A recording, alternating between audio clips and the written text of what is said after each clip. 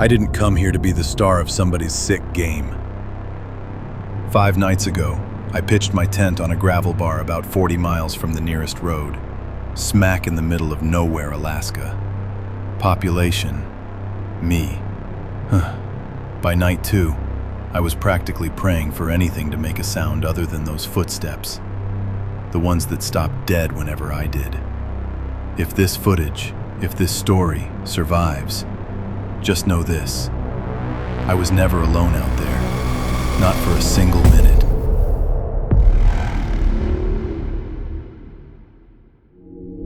Hey, I'm Luke. I've spent 12 summers guiding hunters through the Brooks Range. I've seen grizzlies nose into my food cache, moose chase me around spruce trees, and winds so cold they froze my eyelids shut. But none of it prepared me for what happened on that trip. This isn't a campfire tale. It's a record of what really went down. It started like any other expedition. Fly out from Talkeetna on a bush plane, get dropped on a gravel bar where 2 creeks met, and spend a week solo hunting caribou. The pilot, a grizzled old-timer, gave me a lazy salute before banking away. When the engine faded, the silence hit me like a wall.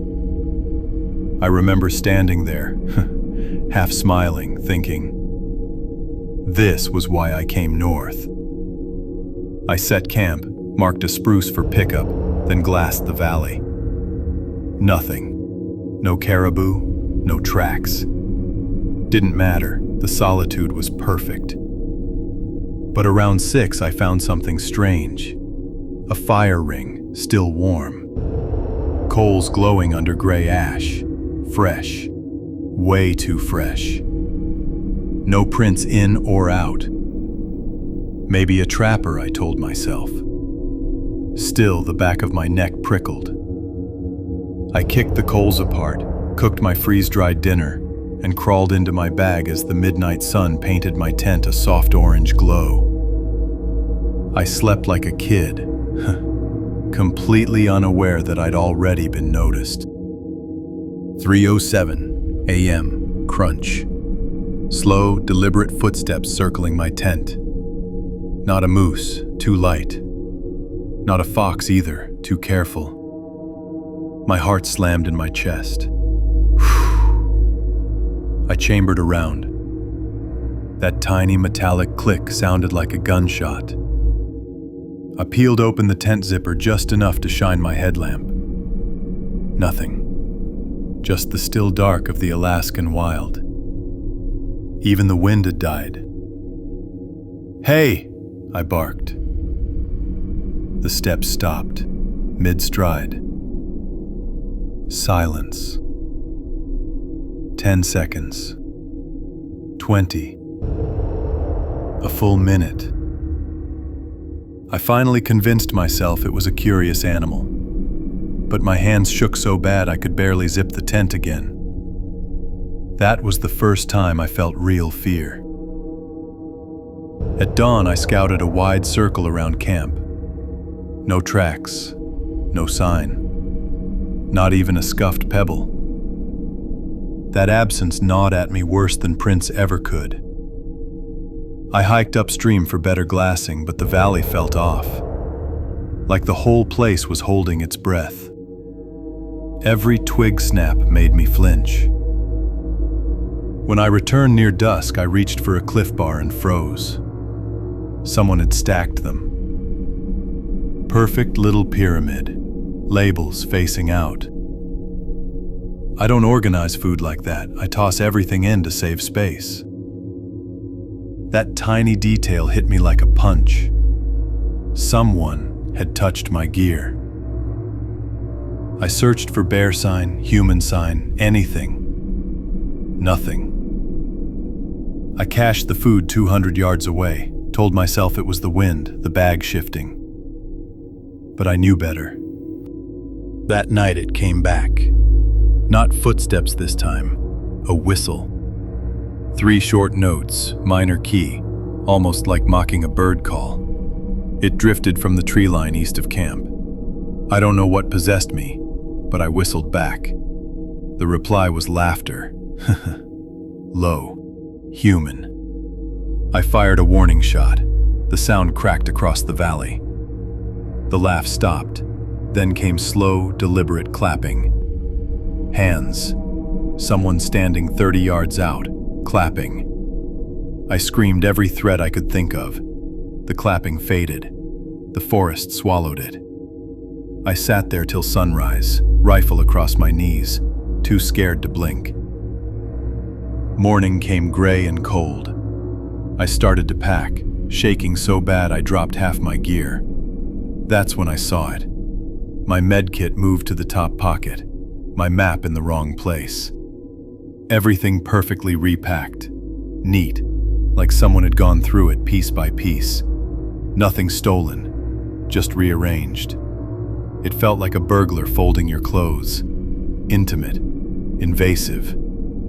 I spent hours glassing the treeline. Nothing. Snow clouds were building, but I couldn't bring myself to call the pilot early. My pride wouldn't let me. I moved camp instead, about a mile downstream, behind a logjam. That night the temperature plunged. The forest snapped with frost. Around 2 a.m, the tent wall pressed inward. Something dragged slowly from head to toe, then paused, breathing. A heavy exhale, damp, earthy, almost metallic. I could smell it. I flashed my phone camera. The tent lit up white. The pressure vanished. Nothing in the photo. No shadow, no outline. Just the tent fabric. I didn't leave until daylight. By noon, snow fell thick and soft. I glassed across the creek and froze. A dark silhouette, tall and still, half hidden behind a birch. No color, just a cutout against the snow. It lifted an arm, not a wave, more like pointing. My instincts screamed. I raised my rifle scope. It stepped backward and disappeared. I crossed the creek anyway, water freezing through my boots. Tracks, boot prints, led straight into the woods. I followed 2 miles until they just ended. No turn, no body, just blank snow. That was the moment I realized maybe I was the prey. That night I built a fire big enough to light the valley. Flames leapt 10 feet, heat cracking the air. Then, across the creek, something mimicked it. Pops and snaps, as if another fire burned opposite mine, mocking me. A rock sailed out of the darkness, landing in my coals. Sparks exploded. Another followed. I fired twice. The echo bounced through the trees, then silence. I screamed until my throat tore just to hear a human sound, any sound. When the flames died, I grabbed my pack and left. South, through the moonlight, through frozen air so sharp it burned my lungs. The valley narrowed to a canyon. I had to backtrack, cutting through alders.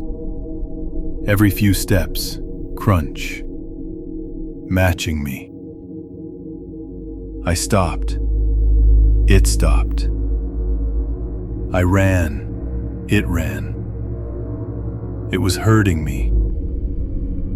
By dawn, I stumbled onto a ridge overlooking my first camp.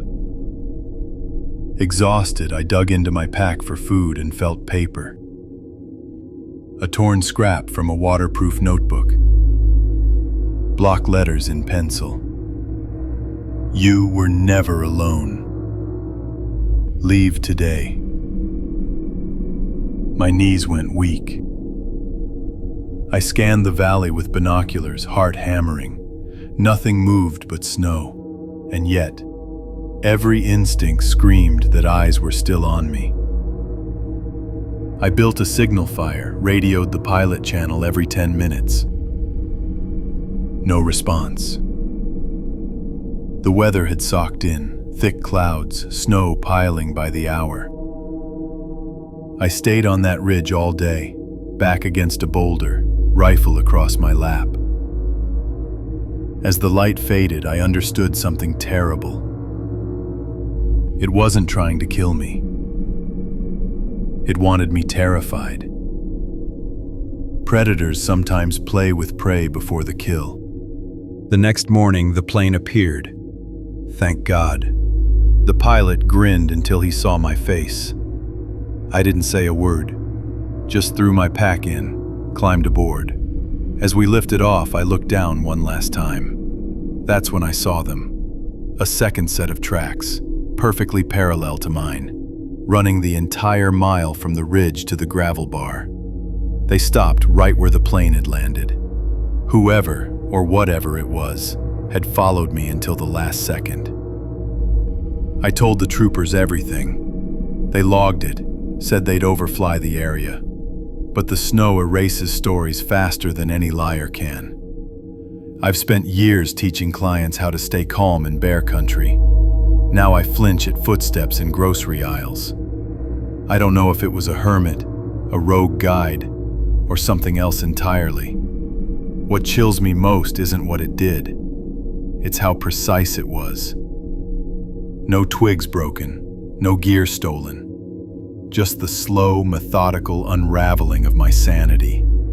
So if you ever head into the Alaskan backcountry, don't go alone. Go armed. Go smart. And if you ever feel that prickling on the back of your neck, that feeling of eyes in the tree line, trust it, because you probably are being watched. I got out. Maybe the next person won't.